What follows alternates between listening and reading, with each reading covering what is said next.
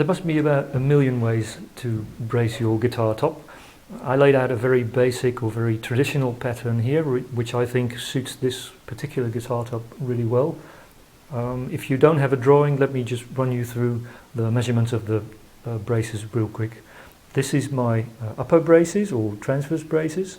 Typically they're 6 to 9 millimeters wide, so that's 1/4 of an inch to 3/8, and they're 14 to 22 millimeters high, so that's 9/16 to 7/8. This one's usually a bit higher than this one because there's more force exerted on this brace because of the fretboard pressing down. This one has no curve, it's flat at the bottom, and this one has a curve of about 1 millimeter. And then there's these 5 here. In my case, you can choose 7 or 9 and make holes in this brace and have the fan braces run through that. I choose 5 braces in this case. Let's see, they're typically 2 to 7 millimeters high, so that's 3 30-seconds to 9 30-seconds, and they have a width of about 3 to 8 millimeters, so there's a big range there. That's 1/8 of an inch to 5/16, and they have a 2 millimeter curve. Some makers will make the brace on the bass side lowest with maybe only 2 millimeters, and the treble side highest with up to 7 or 8 millimeters even. Some makers have their center brace highest and then lower them as they go to the outside of the top. It depends on the maker you look at. This device here comes in handy now because you can glue the braces like this, hold them down like this, and you don't need too many clamps to glue the braces to the top. So we're going to glue those braces now, but before we do that, there's one last thing, and that's shaping the reinforcement of the rosette.